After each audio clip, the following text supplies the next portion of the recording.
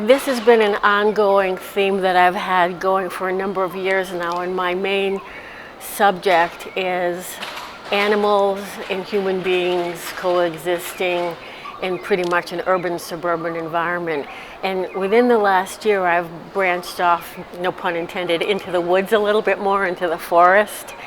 And I've been paying attention to in-between places, like the edge of the forest to the edge of the city, or the edge of the highway to a suburban area, or berms and sidewalks and all the kind of spaces we create. And I looked it up, and there's a term called ecotone, where it's where animals and creatures live in between places, and I became fascinated with that. So that's when I named it Edge of the Street. And it works for me symbolically because it's a little edgy, because we are in edgy times where animals are trying to survive, and we hopefully are helping them do so. Because I've been home a lot more and had a lot more time to reflect, I feel that my work is getting deeper. It has more levels to it, the subconscious and the conscious, and then the idea of I'm looking closer at symbolism. So I've done this really fun thing where I have these inspirations on my walks of what I'm going to paint, and I come back and I do my sketches and I draw, and after I put the animals in, I start researching their totems, their meanings, what they represent. And then now I'm even looking at the plant life. Like I researched Queen Anne's lace recently. I'm looking not only at the animals, and I'm embracing the idea, oh geez, I really am a landscape artist. I thought I was an animal artist, but I'm really a landscape artist. So I've been incorporating a lot more plant life and researching that. So I was looking into Queen Anne's lace the other day, and I was fascinated by its uses, its meaning, and all that kind of thing. And the thing about the animals I use, they're indigenous, they're local to the area, so the plants are as well. And then I think of convention and how we like flowers that are cultivated, but wildflowers and weeds have their beauty too, and so I'm kind of embracing that as well. Because I'm not just painting subjects, I'm creating narratives and stories for me. And of course it's personal. It's about my life. I feel like I need to be authentic. It has to be about me. And 9 out of 10 times, whatever I'm representing has something to do with what I'm going through in my life or thinking about at the time. It's almost like it's intuitive. The symbolism of deer is, I have my own personal symbolism. One, it's me. It's a self-portrait. That's it. And many of my deer are leaping, and I say, why are they always leaping and moving and such? Well, that's because I'm a very busy person, and then I write down, well, I'm busy, I want to go places and such, but is there fear involved, or is there the clock ticking because I'm getting older, so I need to move around more? And oftentimes I show the mother deer with the fawn because I have children, and I think of life going on, and that's an important part of my animals too. I want them to persevere and continue. Deer are somewhat innocent. I wouldn't say I'm totally innocent, but deer are innocent. Deer are observant. They're always standing, looking, and aware of their surroundings, and I think an artist is. Just a few things. When I came up with the name Edge of the Street, I decided to write some phrases down that what it meant for me. So can I read that Sure, for please. you? Okay. I probably have to put my glasses on.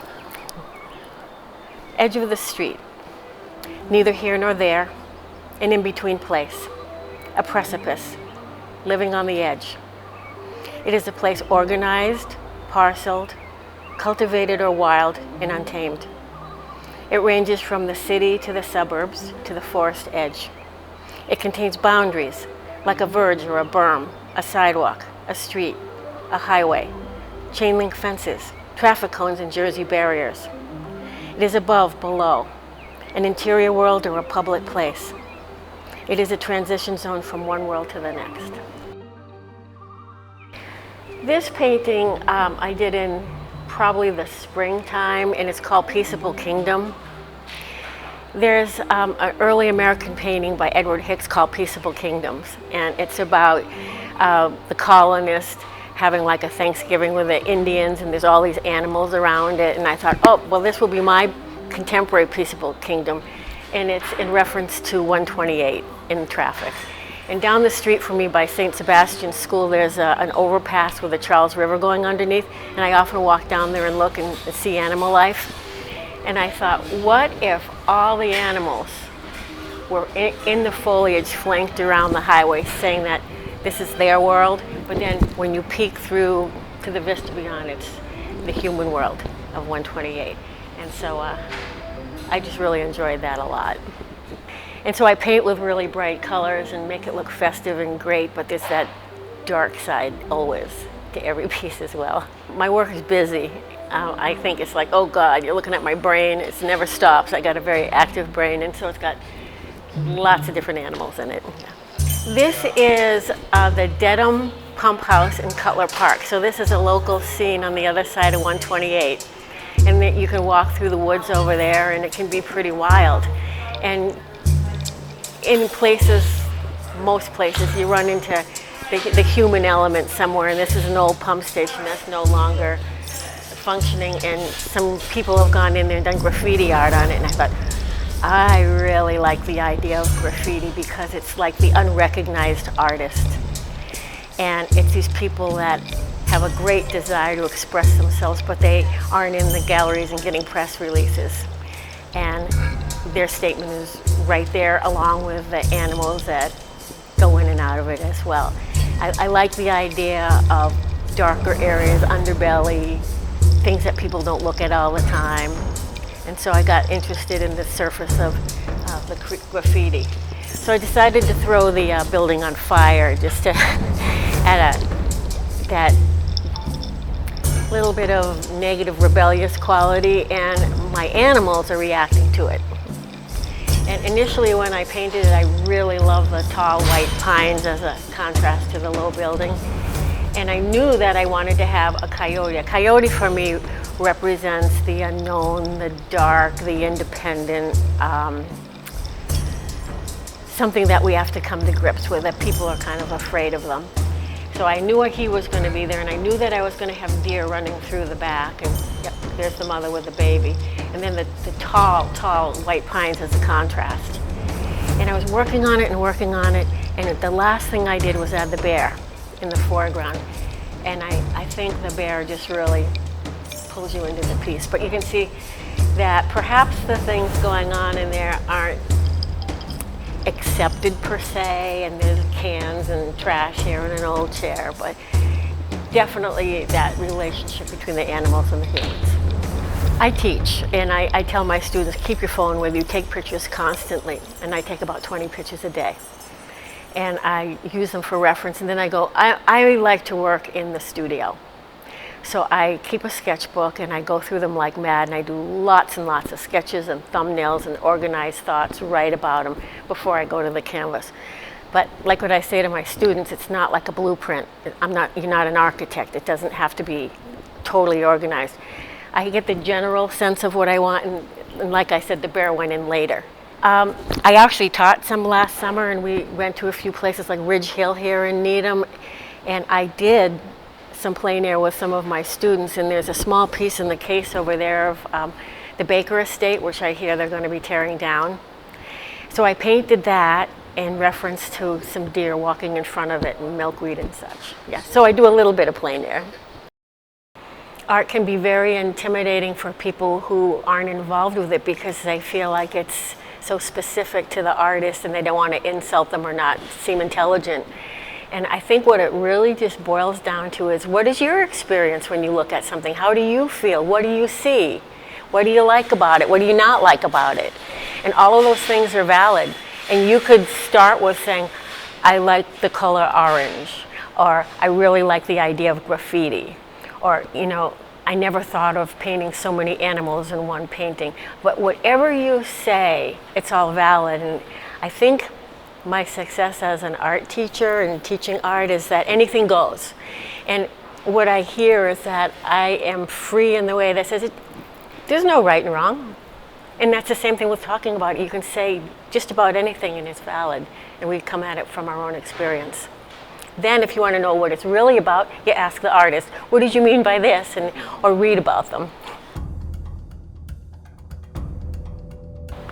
This is also another local Needham scene. I live over in the valley, not far from St. Sebastian's, and there's a cul-de-sac. And at the end of the cul-de-sac, which goes in a circle, there's a train bridge. And I go down there a lot. I'm one of those types that likes to go to these quiet, private places. And this is the go-between underneath the T, and you can see the train going through at the top. And there you can see some urban decay going on here. Some of the fence work needs work, and the plant life is kind of burgeoning, which I like that idea.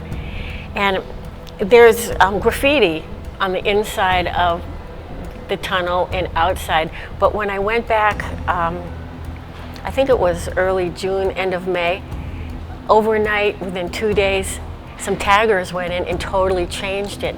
So I painted these young men creating the graffiti, which again, as I said, I like the idea of different kind of artists and that need to express. And so I was really excited about it. At the same time, about a year ago, in my neighborhood, there's a lot of construction work done and there was work equipment everywhere. So I put in the construction worker taking a break, watching them, and so it's like they're public of seeing what's going on with that. And then again, the deer on the other side is a representation of nature, somewhat of a self-portrait. So you got the wild human urban decay here, but then when you go through the tunnel, you shift into another world and it becomes pristine and natural. And I like that when you go through the tunnel, there's two different worlds. This one is late spring at the train bridge. I can't remember what the title of it is, but I included rabbits and lovers. And this is the same scene as the one before, but you can see what happens to the foliage like a month or so later and how it's just is burgeoning with wild flowers and such. And I've now on my walks, besides taking pictures, I've been picking weeds and putting them in water and painting them in the studio and kind of reinterpreting them. And I'm really enjoying it. It sounds, life is a constant reinvention and we learn at different times, but I'm really looking at the shapes of the leaves and the colors, and I'm just marveling at that. So I'm looking at plants more. And so I've been painting all of these wild things that most people are pulling out of their yard, but celebrating the beauty, as with the rabbits, which we have a love-hate relationship with. This is turkeys and bike riders at Lars Anderson Park. So I brought a couple students over there, and they were doing their plein air painting, and I said, well, it was only one gal that day. So I said, well, I'm gonna paint too. So I started painting the landscape on the left, and I was having fun with the color and such, but it didn't mean anything to me. And I racked my brain for a year on that painting, since last summer. I reworked it like 4 times and ended up, the Lars Anderson Car Museum is in the upper right, the pathway, a roadway coming through. I put the bike riders in to add some activity. Toulouse-Lautrec said, quote, "Landscape is the stage for human activity." And I say, landscape is the stage for human activity and animals too. So I didn't know what to put in it, and when I was with the gal the second time we went, the turkeys walked right in front of me when I was painting. It's almost like they said, you need to put us in there. So that's where that one came from. So a lot of the stuff is just serendipitous, it just kind of happens.